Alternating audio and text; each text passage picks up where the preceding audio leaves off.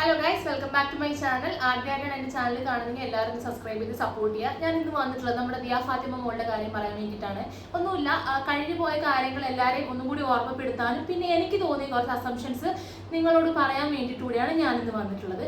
നമ്മുടെ ദിയ ഫാത്തിമ മോളെ കാണാതായിട്ടുള്ളത് 10 വർഷം മുന്നേ ഉള്ള നല്ല മഴയുള്ള ഒരു പെരുന്നാളിൻ്റെ പിറ്റേ ദിവസമായിരുന്നു. അതായത് ശക്തമായ മഴ പെയ്യുന്ന ഒരു പെരുന്നാൾ കഴിഞ്ഞിട്ടുള്ള പിറ്റേ ദിവസമായിരുന്നു ദിയ ഫാത്തിമ മോളെ കാണാതാവുന്നത്. ദിയ ഫാത്തിമ മോളെ ചായ കുടിക്കാൻ വേണ്ടിയിട്ട് ചായ കുടിപ്പിച്ചുകൊണ്ടിരിക്കുവായിരുന്നു അവളുടെ ഉമ്മ.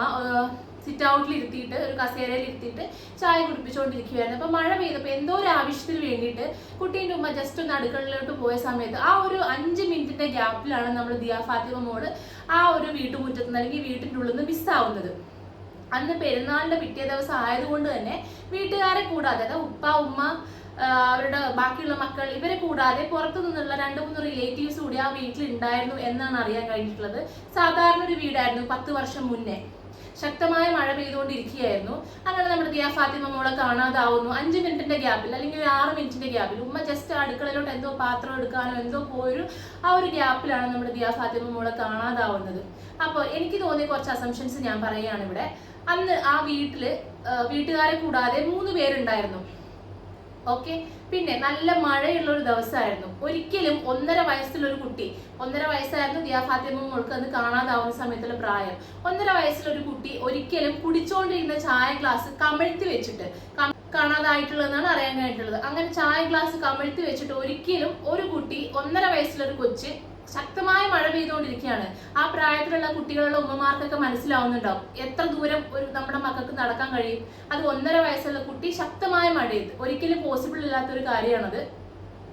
പിന്നെ രണ്ടാമത് എല്ലാവരും കൂടി അന്വേഷിച്ച് കുട്ടീനെ കാണാതായി എന്ന് പറഞ്ഞ് അന്വേഷിച്ചിറങ്ങുന്ന സമയത്ത് തൊട്ടടുത്ത് താമസിക്കുന്ന അയൽവാസിയുടെ പ്രതികരണം അതൊരു നെഗറ്റീവ് അടുപ്പിക്കുന്ന ഒരു കാര്യമാണ്. ഒരിക്കലും നമ്മളുടെ വീടിന്റെ അടുത്തുള്ള ഒരു കുഞ്ഞു മോളെ കാണാതായി എന്ന് പറഞ്ഞിട്ട് അതിന്റെ വീട്ടുകാരിങ്ങനെ പരിഭ്രാന്തരായി അന്വേഷിച്ചുകൊണ്ടിരിക്കുന്ന സമയത്ത് ഒരിക്കലും ഉണ്ടാവാൻ പാടില്ലാത്തൊരു റിയാക്ഷനാണ് തൊട്ടടുത്ത് താമസിക്കുന്ന അയൽവാസികളായ, അതായത് നമ്മുടെ അനാഥാലയത്തിൽ വർക്ക് ചെയ്യുന്ന സ്ത്രീ താമസിക്കുന്ന ആ വീട്ടിൽ നിന്നുണ്ടായ പ്രതികരണം.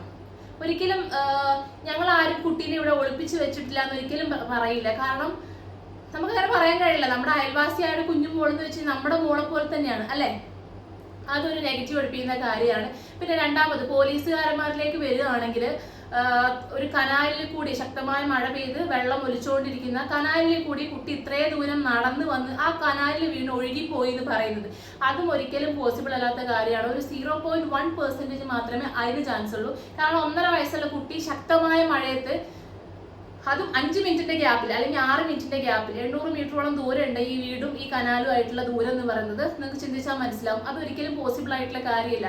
ഇനി ഇൻ കേസ് ഒരു 0.1% കുട്ടി അങ്ങനെ ഒഴുകി പോയിട്ടുണ്ടെങ്കിൽ തന്നെ ബോഡിയോ എന്തെങ്കിലും നമുക്ക് കിട്ടേണ്ടതാണ്. ഒരു കുത്തി ഒലിച്ചു പോകുന്ന ഒരു വെള്ളക്കെട്ടിനകത്ത് എവിടെയെങ്കിലും തടഞ്ഞു നിൽക്കാനുള്ള ഒരു ഇതുണ്ടാവും.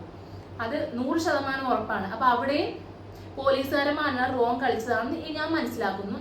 പിന്നെ മൂന്നാമത്തെ കാര്യം, കുട്ടീനെ കാണാതായി പോലീസുകാരന്മാരൊന്നും വലിയ നല്ലതായിട്ട് അന്വേഷിച്ചിട്ടില്ല. പിന്നെ ഒരു 2 മാസം കഴിഞ്ഞിട്ട് നമ്മുടെ അങ്കമാലിയിലുള്ള ഒരു CCTVയിൽ ദിയ ഫാത്തിമ മോളുടെ ഒരു CCTV ഒരു വിഷ്വൽ ഉണ്ടായിരുന്നു. അതായത് ഒരു കാക്കി ഷർട്ട് ഇട്ട ഒരാളും പിന്നെ ഒരു സ്ത്രീയും പിന്നെ അവരുടെ കൂടെ 2 എക്സ്ട്രാ ആയിട്ട് 2 കുട്ടികളും ഉണ്ടായിരുന്നു. അപ്പോൾ അതിനെ തുടർന്ന് ഒരു അന്വേഷണം വന്ന സമയത്ത് നമ്മുടെ മാതാപിതാക്കൾ ഉറപ്പിച്ചു പറഞ്ഞിരുന്നു, ദിയ ഫാത്തിമ മോളുടെ മാതാപിതാക്കൾ ഉറപ്പിച്ചു പറഞ്ഞിട്ടുണ്ടായിരുന്നു അത് നമ്മുടെ കുട്ടി തന്നെയാണെന്ന്. പക്ഷേ പോലീസുകാരന്മാർ അവിടെയും തിരിമറി കാണിച്ചു എന്നുള്ളതാണ്. കോടതിയിൽ മൊഴി കൊടുത്തിട്ടുള്ളത് എന്താ പറയുക, ദിയ ഫാത്തിമ മോളുടെ മാതാപിതാക്കൾ പറഞ്ഞത് ഞങ്ങളുടെ കുട്ടിയല്ലാതെ എഴുതി തന്നു എന്നുള്ള രീതിയിലാണ് അവരവിടെ മാറ്റി പറഞ്ഞിട്ടുള്ളത്. അതെന്തിനു വേണ്ടി, ആർക്ക് വേണ്ടി നമ്മൾ ചിന്തിക്കേണ്ടിയിരിക്കുന്നു. പിന്നെ വേറൊരു സംഭവമാണ്, ഈ കുട്ടീനെ കാണാതാവുന്നതിന് മുന്നേ ഒരു റോൾഡ് ഗോൾഡ് വിൽക്കാൻ ഒരാള് റോൾഡ് ഗോൾഡ് വിൽക്കാൻ വേണ്ടി നമ്മുടെ നാട്ടിലൊക്കെ വരാറില്ലേ, അതുപോലെ ഒരു വ്യക്തി ദിയ ഫാത്തിമ മോളുടെ വീട്ടിൽ ദിയ ഫാത്തിമന്റെ വീട്ടിൽ മാത്രം പോയി എന്നുള്ളതാണ് പ്രത്യേകത. ആ തൊട്ടടുത്തുള്ള ഒരു അയലോക്കത്തോ ആ ഒരു നാട്ടിൽ തന്നെ അയാൾ വേറെ ഒരു വീട്ടിൽ പോലും കയറിയിട്ടില്ല.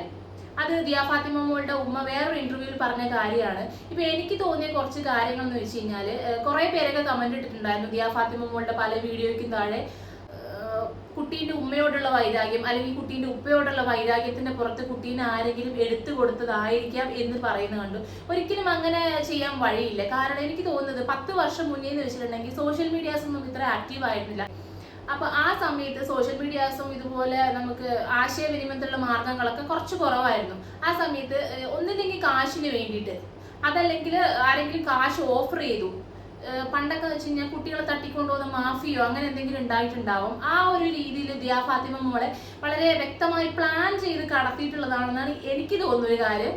നിങ്ങൾ യോജിക്കുന്നുണ്ടെങ്കിൽ ഒന്ന് കമന്റ് ചെയ്യുക. അല്ലാതെ വൈരാഗ്യത്തിന്റെ പുറത്ത് ഇങ്ങനെ ചെയ്യുന്നു ഞാൻ വിചാരിക്കുന്നില്ല. അതല്ലെങ്കിൽ തൊട്ടടുത്ത് താമസിക്കുന്ന അയൽവാസി എന്ന് പറയുന്ന സ്ത്രീ അവർ അനാഥാലയത്തിൽ വർക്ക് ചെയ്യുന്നു എന്ന് പറയുമ്പോൾ തന്നെ എനിക്ക് നന്നായിട്ട് കത്തിയൊരു കാര്യമാണ്. മേ ബി കേരളത്തിൽ നിന്നോ അല്ലെങ്കിൽ കേരളത്തിന് പുറത്തുനിന്നോ എങ്ങാനും ആരെങ്കിലും ദമ്പതികൾ, കുട്ടികളില്ലാത്ത ദമ്പതികൾ വന്നിട്ടുണ്ടാവും.